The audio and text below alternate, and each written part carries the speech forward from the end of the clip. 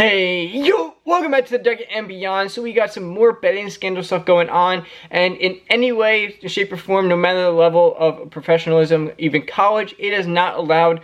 But also, depending on how the bet was placed, who was placed on, in what way, can sometimes lessen or strengthen the kind of punishment that the player will get. Sometimes a small couple game ban, or honestly a full lifetime ban from the sport in general. And this one is definitely going to hurt Cleveland and the Guardians here a little bit more than anyone else really at the moment of the players that are out. I believe Emmanuel Clase, their relief pitcher, who's done a very good job for them in the past. Not really so good, not really so hot there this year so far. We'll get into the stats in just a sec. Hold on for that one. Keep on watching the video here. But we have of course, we have the different types of bets. You can do, of course, the long kind of game betting money line spread. You can do like just little ones for prop betting and stuff that you can go with the entire game, but they're not stressing everything out about the game. But you can also go down and do even smaller ones called micro betting, which that's probably what they're looking at right now. As with the waste pitching for Class A, he had a waste pitch for the first pitch of the ninth inning was about 5.2% last year, which is not bad. That's a pretty average thing. That's not too bad. Sometimes it could slightly slip out of your hand once a blue moon there. Absolutely fine, sure. It will go a little off. Maybe it wasn't purposeful, but sometimes it actually can help set up the count even better than you thought it was gonna be. And then sometimes you just have a pitch just out of the zone, like say down low with the breaking ball, and then come down in basically the same area and throw down a fastball, and maybe hopefully you get 2 strikes on that, and then you just throw them away with another pitch right there. But they're saying that the percentage skyrocketed here over 10% to 17.5% of his first pitches for the ninth inning were waste pitches, which is just of course, at that moment, just a major discrepancy and kind of a red flag to everyone, no matter who you are. Just be like, oh wow, he's really doing out of the zone a lot more than usual. That could be because of some micro betting that he has. Maybe this could be completely out of the window and just not even true in any way. But he also could be like, hey, like bet on this for my first pitch of the ninth inning. It's gonna be a ball. I'm going to make sure of it. I might even hit the batter for all I know in that way. But yeah, this is just obviously a not good thing. As yeah, so I think the average is around the 5% mark-ish, maybe a little bit lower. But having it be that bad is definitely something that they're going to be looking at. And I think he's on right now paid leave as of this moment. They don't have any timetable. Of course, this could take a year plus to do this, but honestly for him it's kind of weird how it makes kind of no sense in a way. Like this guy, granted, again, his stats were phenomenal the last couple years, except for 2023 where he went to 3.22 ERA there. He was in 75 games and he had 44 saves. Granted, there's some games that he went into they were probably losing, and there were some that he tied, so you can't actually save a game that you're tied. But then he went down to a phenomenal .61 ERA last year, and then this year he went back up to almost exactly what 2023 was at 3.23.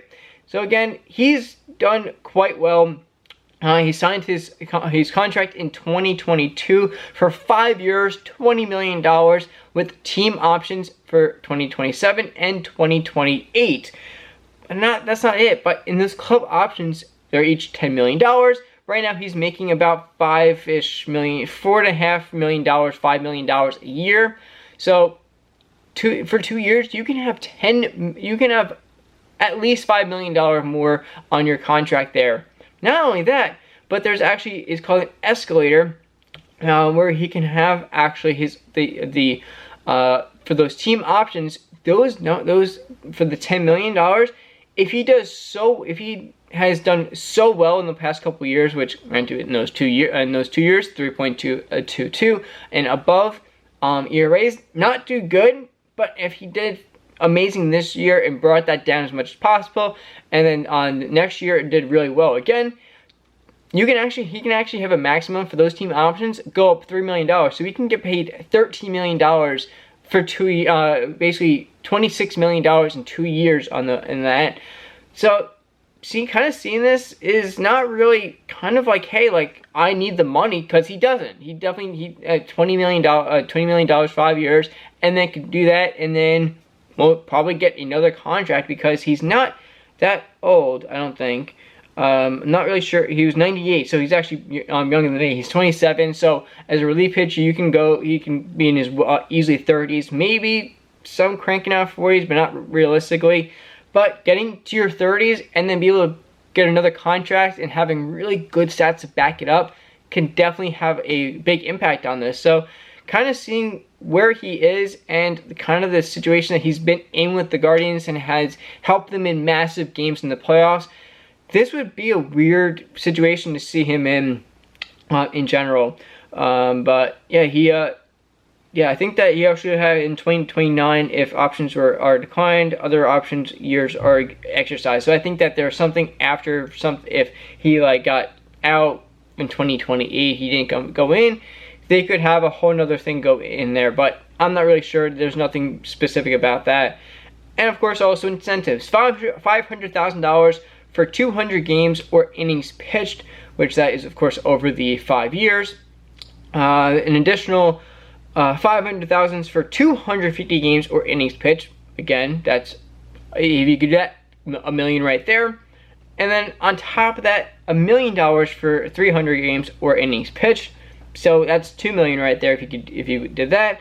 And then if you won the Mariano Rivera Trevor Hoffman Reliever of the Year award, that would be $500,000 each time he wins it, so he can win it every year, and that is $2.5 million, I think, something like that. Yeah, 5 years to $1 million each year, or every 2 years. Yeah, so $1.5 million, and then $250,000 for each second or third place for the finish. So he would even make money, because he would probably be in that area, top 5 at least every year in that situation. So he'd probably be making a good chunk of change each time every year he pitched.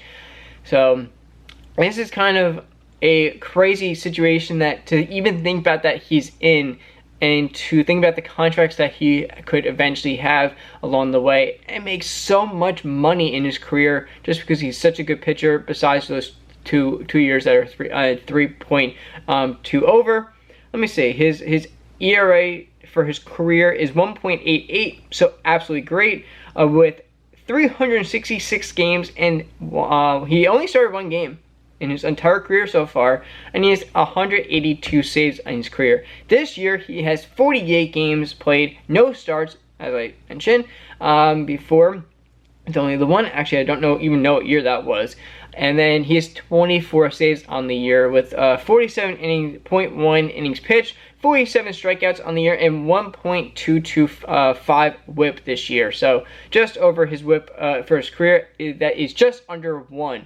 So hey, yeah, if you obviously also want to see, we also have other betting scandals going out right now, and that is for new transfer Oklahoma from Washington State. We had John Mater, who might be in very deep water with his receipts. So if you want to check that one out, go take a look at it right here, and I'll see you on the next one. Peace!